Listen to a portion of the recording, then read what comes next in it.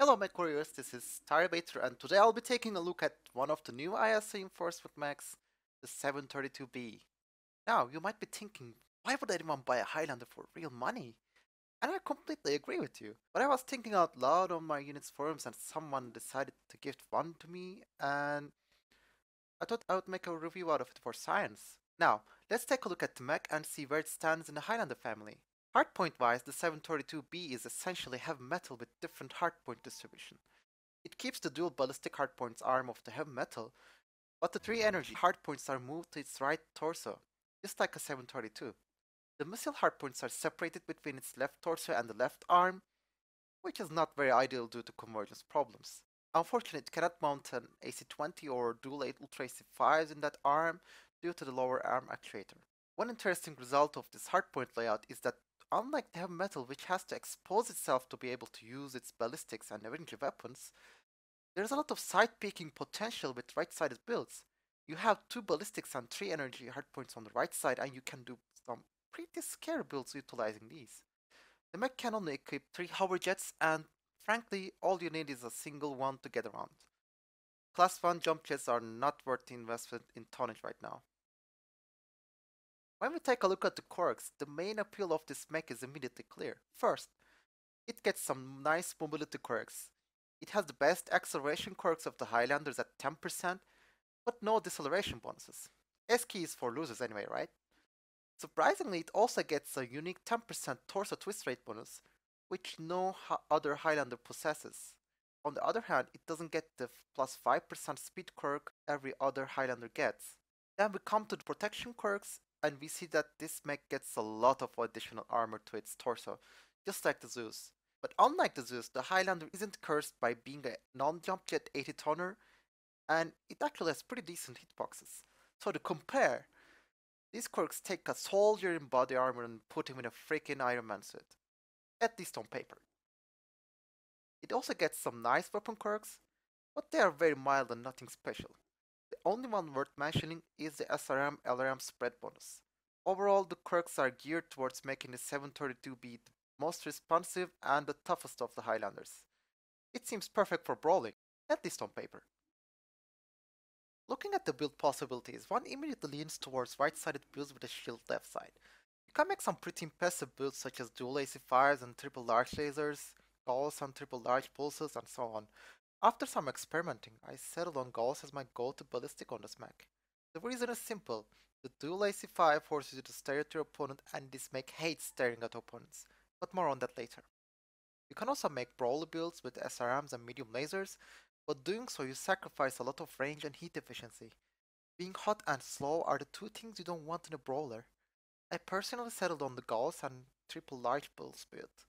It has some decent range and best of all, very little face time so you can make the best of your armor by twisting in between. So we have the heaviest armored mech in this game with the ability to do shield side builds. To be honest, the armor is the selling point of this mech for me. For example, if you can live with only 5 rear armor, you can have 140 front CT and 90 SD armor, which is absolutely insane. To compare, an Atlas caps out at 119 front CT armor with the same rear armor amount. The question is, does the extra armor pull the 732b from the pits of mediocrity and make it a good mech? Well, not quite. Yes, the extra armor helps a lot in certain situations, but the Highlander's problems go deeper than just protection. First of all, this is still a Highlander, meaning it's slow, unresponsive and runs hot due to its low engine cap. The jump jets barely work and they produce tons of heat to add an insult to the injury. Did I say this thing runs hot? As soon as you're pressured, you quickly hit the heat cap and it just won't cool off. I don't remember dying to overheating so much in any other mech. After editing it, it gets better, but if you want to have proper firepower, you have to run hot in this mech. This is also why I like the Gauss on this mech. Having a heat neutral weapon helps a lot in these situations. It's also a slow mech. If you want some firepower and heat sinks, a standard 300 will be your mainstay engine in this mech. That gives you about 60 kph speed, which is very average for an assault mech. Expect to be left behind and you will also have a tough time being in the right place at the right time with this thing. On the other hand, extra armor is very nice. When you're fighting something 1 versus 1, The increase in durability is very noticeable. I tank Dakka Whales, laser movements, multiple enemy mechs, and this thing just endures. But it still doesn't make a better push mech than an Atlas. The Atlas tends to take damage in its side torsos first due to its narrow CT strip. The Highlander on the other hand has more balanced frontal hitbox profile, and that makes it very easy for your opponents to focus. It's not unusual to have your torsos clean cut despite intensive torso twisting, which is a bit disappointing. Still, when you get a nice place to side peek, the damage you can output is pretty good. With the jump jets you can take positions non-jump jet assaults can't, and you can get into pretty awesome places doing this. Your armor will soak whatever puny damage your opponents throw at you.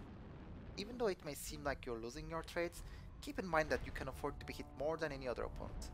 When the stars align, you can pull up pretty impressive scores with this thing, just don't expect to do it repeatedly.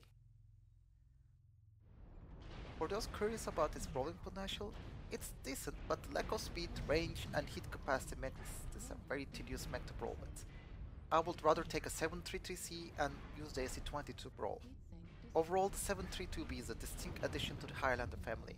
It has the best armor in the assault bracket, and if you can use it, you can outlast your opponents. Still, this mech is seriously hurt by the flaws of the Highlander, but future jump jet and quirk adjustments may quickly make this a very desirable mech. For now, it's only attractive for the fans of the Highlander and certainly not worth the $15 price tag. If you like this review, don't forget to check out my blog where I publish reviews, guides, and all sorts of articles about MechWarrior Online.